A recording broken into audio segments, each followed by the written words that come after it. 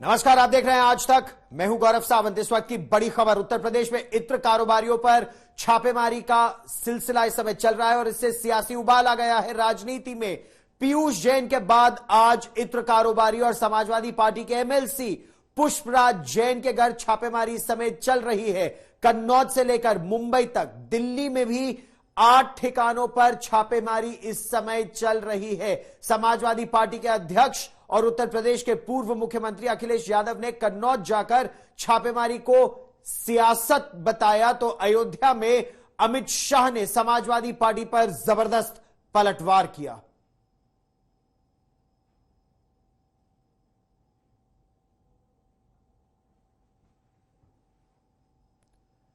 तो उत्तर प्रदेश में छापेमारी और सियासी हलचल पर अखिलेश यादव से खास बात की आज तक संवाददाता राहुल श्रीवास्तव ने। जिस समय पीयूष जैन पर छापा पड़ा, पूरी भारतीय जनता पार्टी की सरकार और भारतीय जनता पार्टी का नेतृत्व ये कहता रहा कि जिसमें छापा पड़ा है उसका समाजवादी पार्टी से संबंध है। आखिरकार उन्हें ये बताना चाहिए कि समाजवादी पार्टी से क्या संबंध है, और अपनी खीस मिटाने के लिए दिल्ली की सरकार और उत्तर प्रदेश की सरकार को अपनी बदनामी बचाने के लिए जानबूझ करके फिर छापा मारा है। और ये छापा इसलिए पड़ा है क्योंकि एक तो वो अपनी बदनामी बचाना चाहते हैं, जो गलत जगह पुलिस पहुंच गई, आईटी डिपार्टमेंट ने छापा मार दिया। दूसरा, समाजवादी पार्टी कैसे बदनाम हो।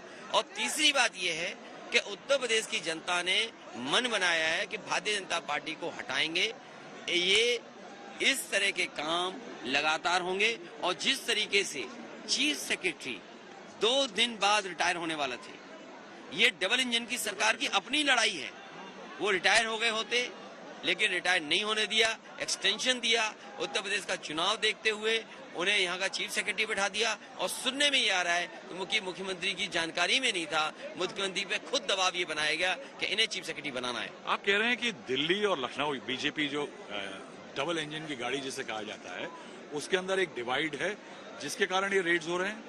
ये रेड इसलिए भी हो रहे हैं क्योंकि उत्तर प्रदेश के मुख्यमंत्री पे उन्हें भरोसा नहीं है। उत्तर प्रदेश के मुख्यमंत्री जाने वाले हैं, उनसे भी ये बदला ले रहे हैं। कल अगर मुख्यमंत्री कुछ और करेंगे तो हो सकता है उन पे भी छापा पड़ जाए। ये वो मुख्यमंत्री हैं जिन्होंने दिल्ली से आने वाले अधिकारी को उप मुख्यमंत्री नहीं बनाया था। ये झगड़ा उनका अपना है, ये झगड़ा हमारा नहीं है। लेकिन क्योंकि उत्तर प्रदेश के चुनाव में कोई न कोई संदेश देना है, कोई न कोई प्रोपेगेंडा ऐसा करना है जिससे विपक्ष बदनाम हो।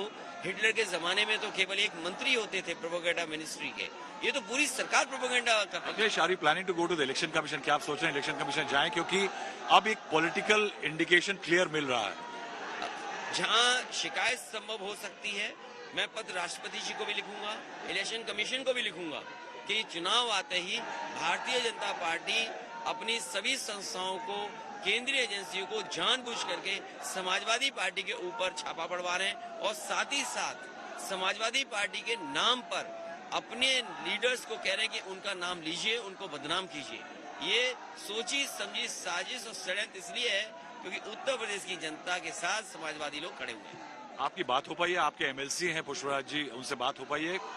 मैंने सुबह फोन मिलाया था, फोन नहीं उठा। स्वाभाविक है कि उनके फोन किसी न किसी अधिकारी ने रख लिया होगा। सुनने में ये आ रहा है कि वो अधिकारी कोई मन से नहीं आए हैं, वो अधिकारी अपनी छुट्टी मनाने जा रहे थे। क्योंकि 31 का दिन ऐसा होता है जो लोग अपने घर परिवार के साथ खाना खाते हैं, बैठते हैं। लेकिन दिल्ली की सरकार और दिल्ली के लोगों से और उत्तर प्रदेश के लोगों के दबाव में आज छापा पड़ रहा है। अखिलेश, क्यूरियस बात है कि आप सबको पता था आप आज यहाँ आने वाले हैं, आपका कई दिनों से प्रोग्राम फिक्स था, उसके बावजूद आप यहाँ आने वाले हैं और आप ही के एमएलसी पे रेड होती है। क्या ये आपको इशारा दिया जा रहा है, आपके कार्यकर्ताओं को इशारा है? देखिए, कुछ भी हो सकता है। ये यूपी का चुनाव है, भारतीय जनता पार्टी यूपी नहीं खोना चाहती और हम पहले दिन से देख रहे हैं। उत्तर प्रदेश की सरकार जिस समय फंस गई थी, इन्होंने विधानसभा में पुड़िया दिखा करके कहा ये आतंकवादी अटैक हो सकता था। जो पुड़िया को न जाने कैसी कहानी बना सकते हैं, और बाद में वो पुड़िया क्या निकली, एक लकड़ी की कुछ होता है वो निकला जाकर के। तो पुड़िया दिखा करके डरा रहे थे। सुनने में आया कि आज एयरपोर्ट पे भी बता रहे हैं कि इलाहाबाद में कहीं बम निकला है या बम की शोर मचा करके। ये चुनाव से पहले कोई भी ऐसी चीज कर सकते हैं जिससे जनता का ध्यान हटाएं। अंग्रेज अगर इसमें कामयाब थे डिवाइड एंड रूल में, तो ये डाइवर्ट करने में भी उतने ही उस्ताद हैं। मथुरा के मंदिर की बात हो गई फिर से। देखिए, यहाँ जितने लोग खड़े हैं वो किसी न किसी भगवान को पूजते हैं। भारतीय जनता पार्टी नहीं तय कर सकती किस भगवान को आपको पूजना है। ये चुनाव है, चुनाव होना है महंगाई पर, चुनाव होना है नौकरी रोजगार पर, चुनाव होना है क्या निवेश आया कि नहीं आया, कारोबार बढ़ेगा कि नहीं बढ़ेगा, बिजली सस्ती होगी कि नहीं होगी, यहाँ पर लोगों की खेती बर्बाद हो रही है। तो चुनाव इन मुद्दों पे होना है। जानबूझ करके भारतीय जनता पार्टी लोगों का ध्यान हटाना चाहती है, उनको डाइवर्ट करना चाहती है, दूसरी तरफ अटेंशन ले जाना चाहती है। और इस समय ताजा जानकारी के लिए हमारे दो सहयोगी हमारे साथ जुड़ रहे हैं। समर श्रीवास्तव कन्नौज से हमारे साथ जुड़ रहे हैं और संतोष हमारे साथ जुड़ रहे हैं लखनऊ से। समर्थ, जैसे ही उत्तर प्रदेश के पूर्व मुख्यमंत्री पहुंचने वाले थे कन्नौज, खबर आई कि ताबड़तोड़ रेड हो रही है। कहां कहां हो रही है रेड, क्या क्या निकल रहा है?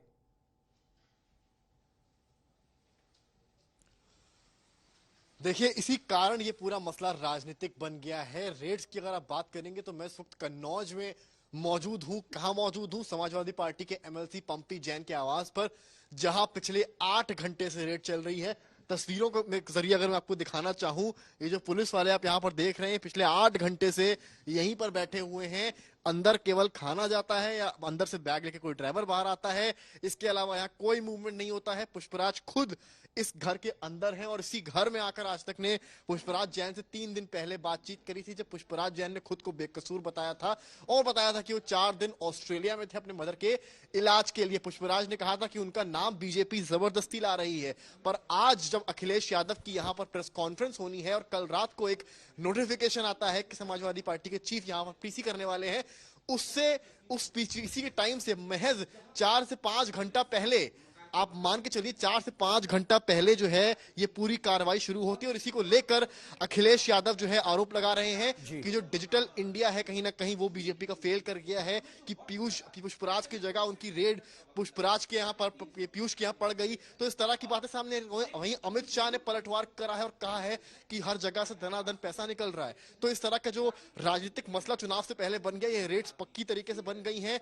अखिलेश ने यह भी कहा है कि जो न्यू ईयर की सेलिब्रेशंस लोग कर रहे हैं, अधिकारी जो रेड कर रहे हैं, वो अपने मन से यहाँ पर नहीं आए हैं। रेड्स हालांकि हो रही है, लखनऊ में हो रही है, सरकारी सूत्रों के मुताबिक रेड दोनों जगह होनी थी। संतोष, रेड में अगर हम पीयूष जैन की बात करें तो पीयूष जैन के घर से करोड़ों रुपए नकदी निकला, उसके अलावा 25 किलो के आसपास सोना निकला, चांदी निकला, करोड़ों रुपए का चंदन का तेल निकला। इस रेड में अभी तक क्या कोई रिकवरी हुई है? क्योंकि सुना है ये रेड न केवल लखनऊ में और कानपुर में बल्कि राजधानी दिल्ली में, मुंबई में, कई और शहरों में भी हो रही है। देखिए, ये जो रेड चल रही है ये कन्नौज से शुरुआत हुई, लेकिन लखनऊ में भी रेड पहुंची हुई है। ये जो रेड चल रही है लखनऊ की अगर हम बात करें तो लखनऊ में जो कन्नौज के क्षेत्र कारोबारी है याकूब मलिक के सबसे छोटे भाई हैं मोहसिन मलिक, उनके यहाँ पर सुबह इनकम टैक्स की टीम पहुंची, 2 गाड़ियों से पहुंची और छापेमारी की जा रही है, जांच की जा रही है। लेकिन अगर पूरा मामला देखें तो पीयूष जैन के घर से जो करीब 197 करोड़ रुपया मिला और उसके बाद करीब 23 किलो सोना मिला, 600 लीटर सैंडलवुड ऑयल यानी चंदन के तेल मिला, 600 लीटर अपने आप में बहुत बड़ी बरामदगी थी। उसके बाद से ये तय माना जा रहा था कि कानपुर के चाहे गुटखा कारोबारी हो या कन्नौज के कारोबारी, इनके ऊपर चाहे डीजीजीआई की टीमें हो, जीएसटी की टीमें हो या इनकम टैक्स विभाग, इनकी निगाहें गड़ेंगी, क्योंकि इतनी बड़ी कार्रवाई आज तक हिंदुस्तान के इतिहास में कभी हुई नहीं। किसी भी इन्वेस्टिगेटिंग एजेंसी को इतनी बड़ी रकम नहीं मिली कि 197 करोड़। जीएसटी के इंटेलिजेंस के इतिहास में उनके अधिकारी कह भी रहे हैं बहुत बड़ी रेड है। आप दोनों का धन्यवाद। इस समय हम आपको सीधे लिए चलते हैं रायबरेली, सुनते हैं उत्तर प्रदेश के मुख्यमंत्री योगी आदित्यनाथ को, जो कह रहे हैं कि दीवार दीवार से निकल रहा है काला धन। मैं आप सबका अभिनंदन करूंगा जिन्होंने वैक्सीन लगा दी है, लेकिन मेरी अपील होगी जो लोग वैक्सीन नहीं लिए हैं वे वैक्सीन जरूर ले लेंगे।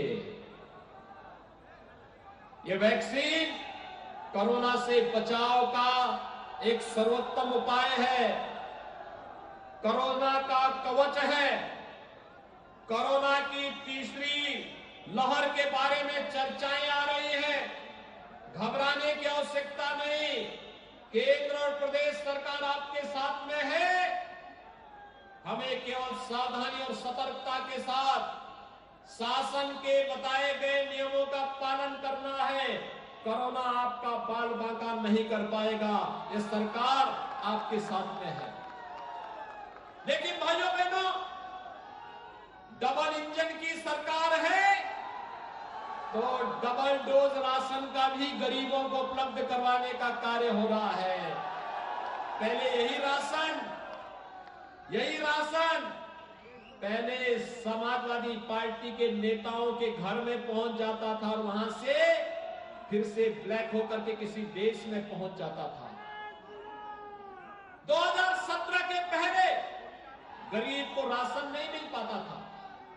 2017 के पहले प्रदेश की योजनाओं का लाभ गरीब को नहीं मिल पाता था। आप देखना, अभी कल से फिर से हम जो कार्यक्रम प्रारंभ कर रहे हैं, कल 2,54,00,000 किसानों के खाते में 2-2 हजार रुपए हर किसान के खाते में कल आएगी।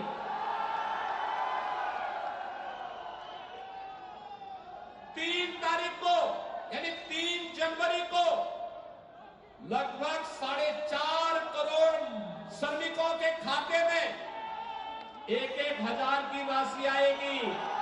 नोट करते रहिए, मैं बता रहा हूं।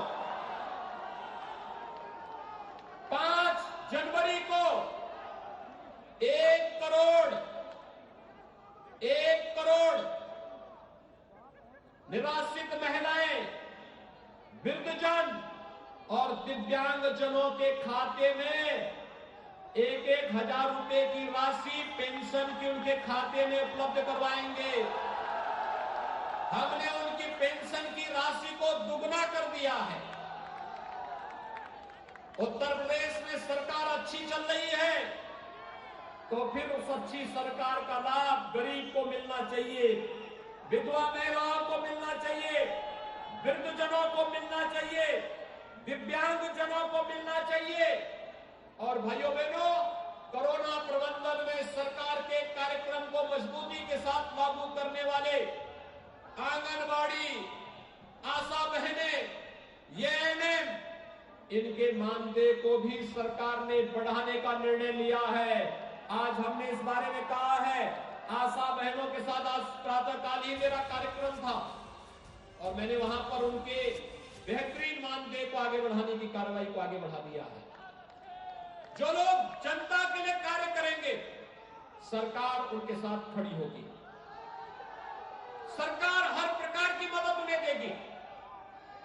और आज यही कहने के लिए हम लोग आपके बीच आए हैं कि भाइयों बहनों, लोक कल्याण का कार्य हो या फिर बड़े बड़े इंफ्रास्ट्रक्चर डेवलपमेंट के बड़े बड़े कार्यक्रम, जहां मेडिकल कॉलेज नहीं वहां मेडिकल कॉलेज स्थापना की कार्रवाई, जहां पे एम्स नहीं वहां एम्स की कार्रवाई।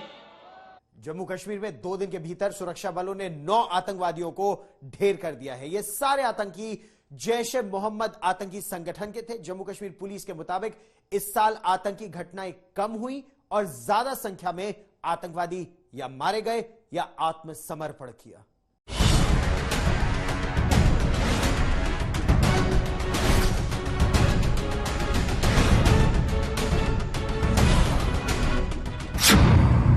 कश्मीर में आतंकियों का काल बने जवान, आतंक के आकाओं की कमर तोड़ी, 48 घंटे में आतंकियों पर बड़ा वार, 3 एनकाउंटर में 9 आतंकी ढेर।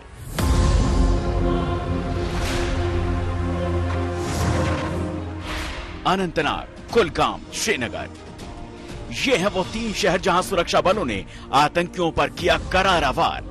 ऐसा वार कि जैश ए मोहम्मद जैसे आतंकी संगठन के दहशत फैलाने वाले आका खुद दहशत में आ गए। जम्मू कश्मीर में आतंकियों की कमर तोड़ने में जुटे सुरक्षा बलों ने अपनी कार्रवाई को तेज कर दिया है। नतीजा यह है कि महज 48 घंटों के भीतर सुरक्षा बलों ने जैश के 9 खतरनाक आतंकियों को ढेर कर दिया।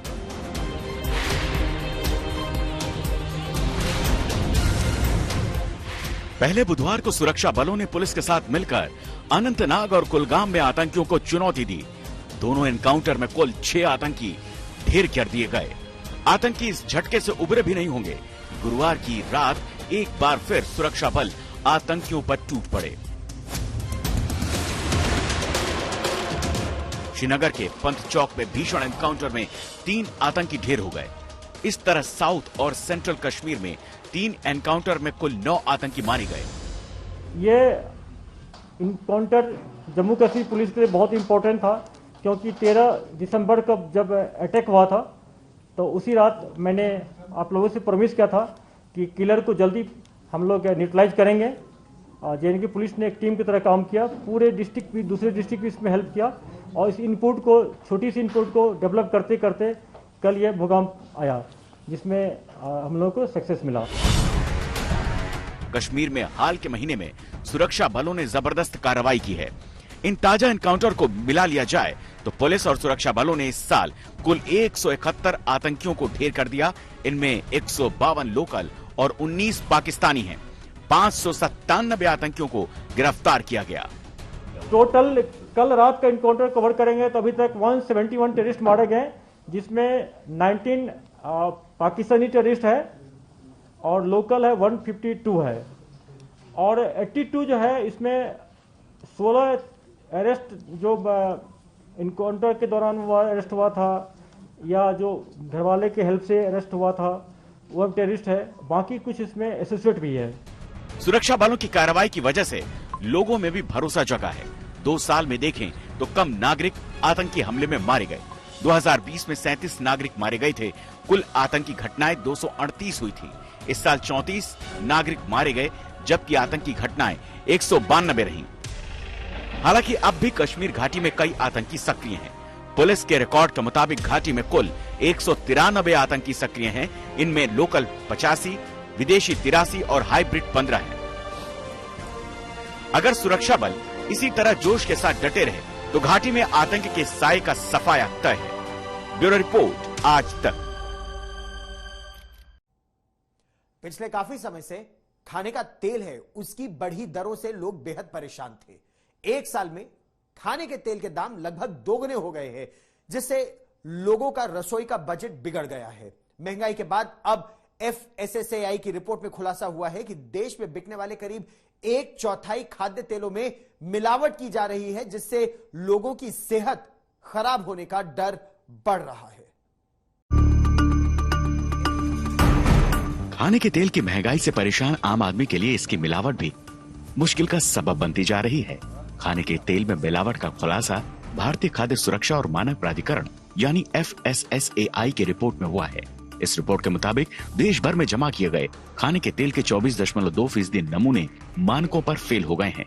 FSSAI ने देश भर के 15 तरह के खाद्य तेलों के करीब 4,500 सैंपल्स लिए थे। इनमें से 2.42% यानी 108 नमूने पूरी तरह खराब पाए गए।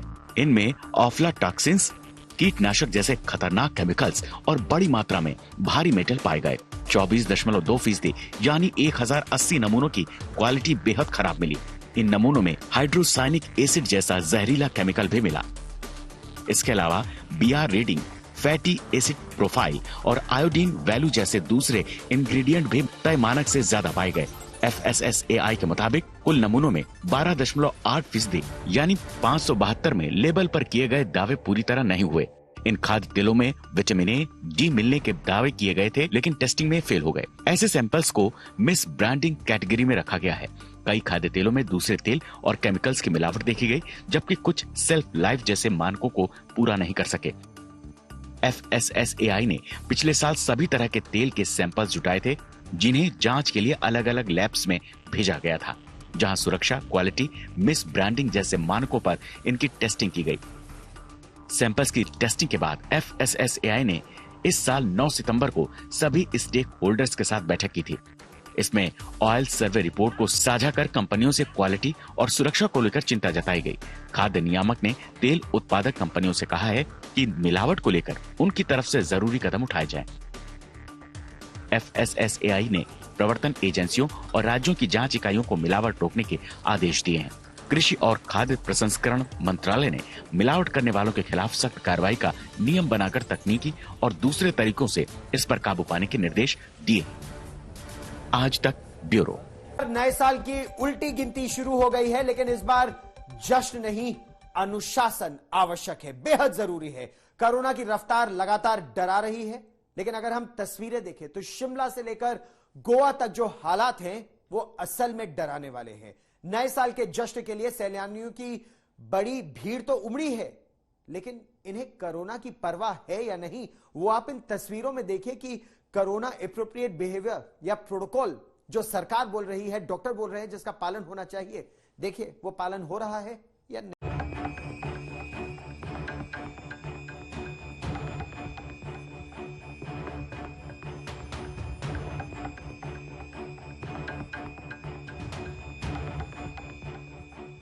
लगता है जान पर जश्न भारी पड़ गया है। ना कोई कोरोना का डर, ना कोई प्रोटोकॉल की परवाह। नए साल पर है टूरिस्ट प्लेस, सैलानियों से भरे पड़े हैं। क्या शिमला, क्या मनाली, क्या सोलन और क्या डलहौजी, क्या जयपुर, क्या जैसलमेर और क्या गोवा, हर तरफ जश्न ही जश्न है, भीड़ ही भीड़ है।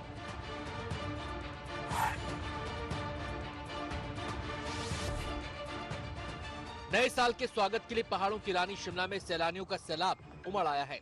मॉल रोड खचाखच भरी है, मानो यहाँ 2 गज की दूरी और मास्क जरूरी की नसीहत काम नहीं कर रही।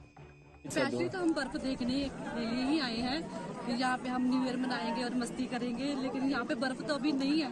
शायद उम्मीद है कि हम नए साल पे वो बर्फबारी तो एंजॉय करेंगे। प्रिकॉशंस ले रहे हैं सभी, यहाँ की तो पब्लिक भी काफी अवेयर है, मतलब आप मास्क भी नीचे करके चलेंगे तो यहाँ पे लोग टॉप देते हैं।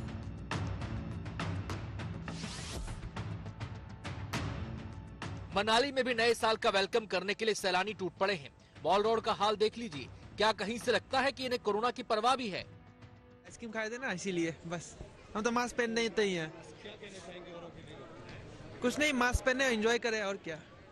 एंजॉय करना अपनी जगह, लेकिन सेफ्टी अपने हाथ में है। मास्क पहनेंगे, अपना खुद का सेफ्टी, और कोई बात नहीं है। होंगे रश होंगे, पर न्यू ईयर को लेके इतना क्राउड देख के मतलब अच्छा भी लग रहा है, थोड़ा डर भी लग रहा है। ओमिक्रॉन का, ऐसे आप लोग जान रहे हैं कि ओमिक्रॉन का केसेस बढ़ रहा है, तो थोड़ा डर भी लग रहा है कि इतना सारा क्राउड है, मे बी हम लोग भी इफेक्ट हो सकते हैं उससे।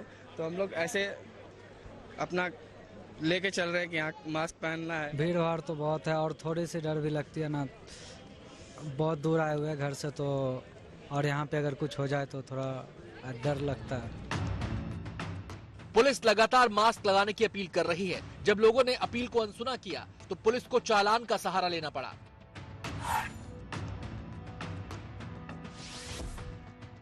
डलहौजी का हाल भी कुछ अलग नहीं। यहाँ के सभी होटल्स सैलानियों से फुल हैं। सड़कों पर लोगों का सैलाब उतर आया है।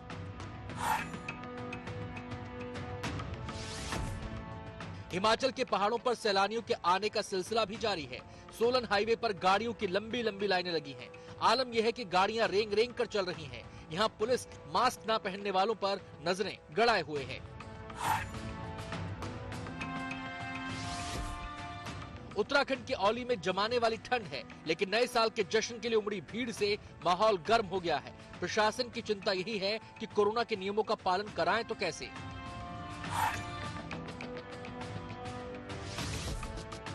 नए साल पर गोवा सैलानियों का जमघट बनता ही है। पाबंदियों के बावजूद इस बार भी गोवा में सैलानियों की भारी भीड़ है। होटल कैसीनो गुलजार हैं। प्रशासन और पुलिस लगातार सैलानियों को कोरोना प्रोटोकॉल का पालन करने की अपील कर रहे हैं। गोवा में कोरोना के 261 नए केस दर्ज किए गए हैं। इससे प्रशासन की चिंता और बढ़ गई है। अरे जितने भी टूरिस्ट आए हैं, देश से आए हैं, विदेश से आए हैं, सबका स्वागत करता हूं।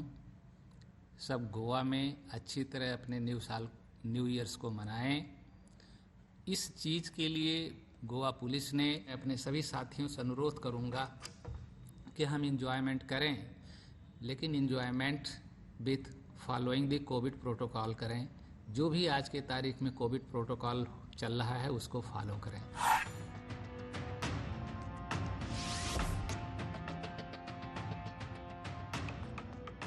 नए साल के जश्न के लिए गुलाबी शहर जयपुर और गुलाबी होता जा रहा है। यहाँ जश्न के आगे कोरोना का डर काफूर नजर आता है। हवा महल पर सेल्फी लेने, फोटो खिंचवाने के लिए सैलानी उमड़ पड़े हैं।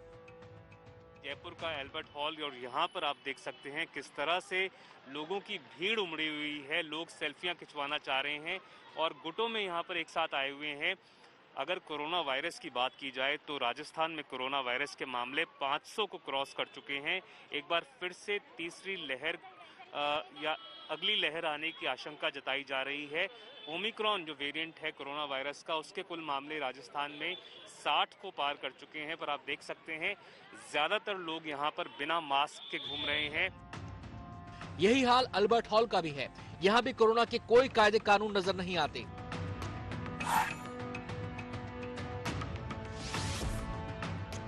राजस्थान के टूरिस्ट प्लेसेस उदयपुर, बीकानेर, जोधपुर के साथ जैसलमेर का हाल भी ऐसा ही है। नए साल के स्वागत के लिए जैसलमेर में भारी संख्या में सैलानी पहुंचे हैं। पूरा शहर पर्यटकों से गुलजार है। सुबह सुबह ही सोनार दुर्ग, फोर्ट पार्किंग शहर की हवेलियों वाले मोहल्लों में कदम रखने तक की जगह नहीं रहती। टूरिस्ट प्लेस ही नहीं, बड़े बड़े शहरों का हाल भी ऐसा ही है। दिल्ली, मुंबई, कोलकाता में कोरोना की रफ्तार बढ़ रही है, लेकिन सड़कों बाजारों में लोगों की भीड़ कम नहीं हो रही। सोलन से राजेश शर्मा, जयपुर से दिवांकुर और गोवा से मुस्तफा शेख के साथ आज तक ब्यूरो। हैरानी सिर्फ सैलानियों की भीड़ की नहीं है, बल्कि पॉलिटिकल रैलीज की भी है। एक तरफ तो कोरोना का नंबर बढ़ रहा है, पाबंदियां बढ़ाई जा रही हैं, लेकिन चुनावी राज्यों में रैलियां भी जोर शोर से हो रही हैं। उसमें कोई कमी फिलहाल नजर नहीं आ रही है। अब तो चुनाव आयोग ने भी ऐलान कर दिया है कि चुनाव नहीं टाले जाएंगे। मतलब कोरोना और चुनावी रैलियों में रेस लगभग तय है।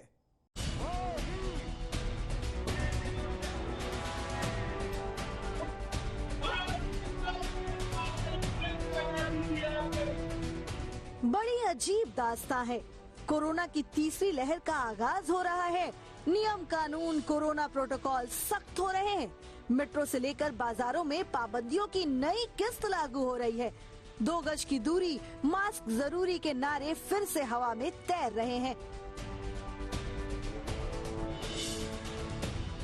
लेकिन चुनावी भीड़ इन सब से जुदा है। यहाँ ना कोई एक्शन है, ना गाइडलाइन है, ना कोई पाबंदी है। लगता है सिस्टम ने नहीं, कोरोना ने ही रैलियों से मुंह मोड़ लिया है। अब तो चुनाव आयोग ने भी साफ कर दिया है कि कोरोना के आगे झुकेगा नहीं।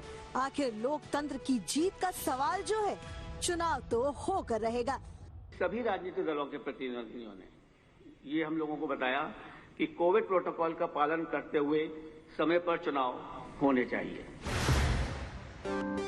दरअसल चुनाव से किसी को दिक्कत भी नहीं है, ना ही सरकार को और ना ही सियासी दलों को। सब चुनाव चाहते हैं और जब चुनाव है तो रैलियों से परहेज कैसा? आखिर जनता का पर्व जो है। रैलीज और उस पर गैदरिंग्स के लेकर तो नहीं अभी कोई इंस्ट्रक्शन इस तरह से आई है कि उस पर रोक लगाई जा सके, या फिर रैलीज और गैदरिंग्स है वो वर्चुअल मीटिंग के थ्रू की जाए, कुछ इस तरह के वो तो निर्देश तो नहीं आए आज तक। ऐसा कोई नहीं है। रैलीज के मुताबिक जो भी है, इलेक्शन कमीशन का जब MCC वगैरह लागू होता है उस समय हम लोग फिर देखेंगे। लेकिन उस समय तक जो भी नियम कानून है स्टेट गवर्नमेंट अपना एजेंसीज देखते हैं और उसके हिसाब से हम भी उन्हीं का गाइडलाइंस का फॉलो करते हैं। खेल अजीब है। सियासी दल गेंद चुनाव आयोग के पाले में डाल रहे हैं और आयोग पार्टियों को पार्टी बना रहा। देखिए, कल से हम लगातार समय मांग रहे हैं चुनाव आयोग से। अब तक समय न मिलना अपने आप में भी एक बड़ा दुर्भाग्यपूर्ण है।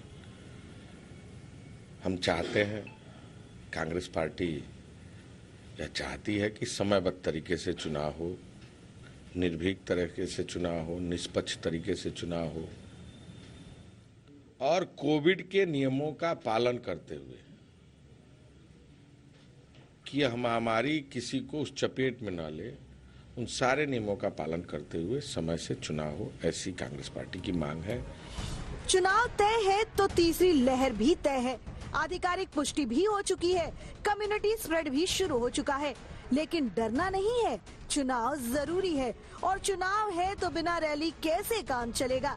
नीति बनाने वाले बस नसीहत झाड़ते रहे। So elections are happening, but clearly with the number of cases that are rising, we are seeing that the politicians themselves are flouting the rules.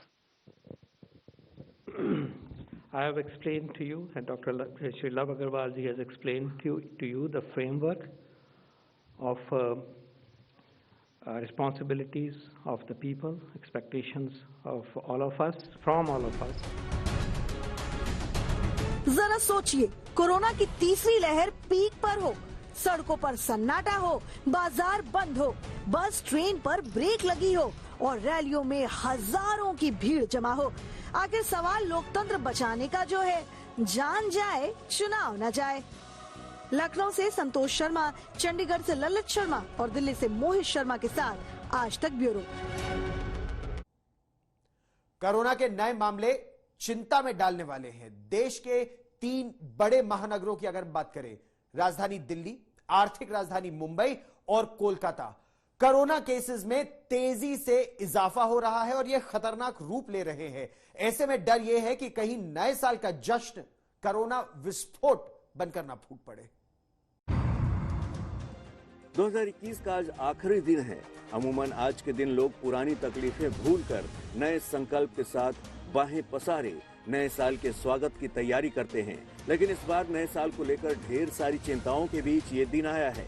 चिंता कोविड की तीसरी लहर की है। दिल्ली से महाराष्ट्र तक, यूपी से राजस्थान तक, गुजरात से बिहार तक कोरोना के केस की बाढ़ आने लगी है।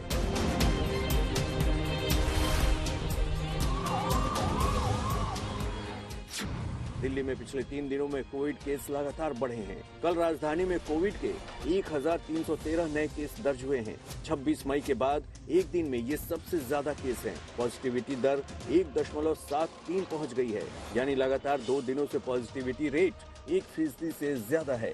दिल्ली सरकार के ग्रैप नियमों के मुताबिक आज कोविड अलर्ट के स्तर पर लेवल 2 यानी एम्बर अलर्ट किया जा सकता है। ऐसा लगता है कि पूरे देश में केसेस बढ़ रहे हैं। लगभग पिछले हफ्ते में जैसे पूरे देश में डबल हुए, बॉम्बे में और दिल्ली में, क्योंकि टेस्टिंग बहुत ज़्यादा होती है तो हमारे यहाँ टेस्टिंग ज़्यादा है तो ज़्यादा केस आ रहे हैं। तो मुझे लगता है सारी जगह ही बढ़ रहे हैं। ये जरूर लगता है कि ओमिक्रॉन ही लग रहा है इसकी वजह। 46% तो पहुँच ही चुका है और ये जीनोम सीक्वेंसिंग जैसे जैसे आगे बढ़ेगी ऐसा लगता है कि इसका प्रोपोर्शन बढ़ता चला जाएगा। दिल्ली की तरह महाराष्ट्र एक बार फिर कोविड के गंभीर संकट से जूझ रहा है। कल एक बार फिर महाराष्ट्र में कोविड के रिकॉर्ड मरीज आए हैं। कल महाराष्ट्र में कोविड के 5368 नए केस आए हैं। 22 लोगों की इस महामारी से मौत भी हुई है। हालांकि अच्छी बात यह है कि कल 1193 मरीज ठीक होकर घर भी लौटे हैं। पॉजिटिव संख्या बढ़ने की जो गति है वो बहुत ज्यादा है और 2 दिन में आंकड़ा डबल हो रहा है, तो निश्चित तौर पर यह चिंता बढ़ाने वाली बात है। उत्तर प्रदेश में भी कोविड मामले लगातार बढ़ रहे हैं। कल यूपी में 193 नए मामले आए हैं। इससे सक्रिय केस 645 तक पहुंच गया है। केसेस में अभी गिरावट तो नहीं आ रहा, केसेस तो अभी बढ़ रहे हैं। क्या नाइट कर्फ्यू कारगर लग रहा है आपको? नाइट कर्फ्यू अभी और थोड़ा सख्ती करना पड़ेगा और उसके साथ हमको जागरूकता पैदा करना पड़ेगा, जो हम कर रहे हैं जनपद स्तर पर भी, कि हर आदमी मास्क लगा के बाहर निकले, अपनी सफाई रखे, घर में और बाहर में सैनिटाइजर का इस्तेमाल करें। कोविड केस बिहार, पश्चिम बंगाल और राजस्थान में भी बढ़े हैं। पश्चिम बंगाल में कोविड के 2128 नए केस आए हैं। अकेले कोलकाता में 1090 कोविड के नए मरीज निकले, यानी दिल्ली मुंबई की तरह कोलकाता भी कोविड से प्रभावित महानगर बन गया है। बिहार में कल 132 नए मरीज सामने आए हैं। इसे मिलाकर बिहार में एक्टिव केस की संख्या 333 हो गई है। राजस्थान की बात करें तो कोरोना के 252 नए मरीज आए। सूबे में एक्टिव कोरोना पॉजिटिव 773 हो गए हैं। देश में इस वक्त करीब 82,000 एक्टिव केस हैं। पॉजिटिविटी रेट 0.92% हो गई है। यकीनन ये चिंता की बात है। आज तक ब्यूरो।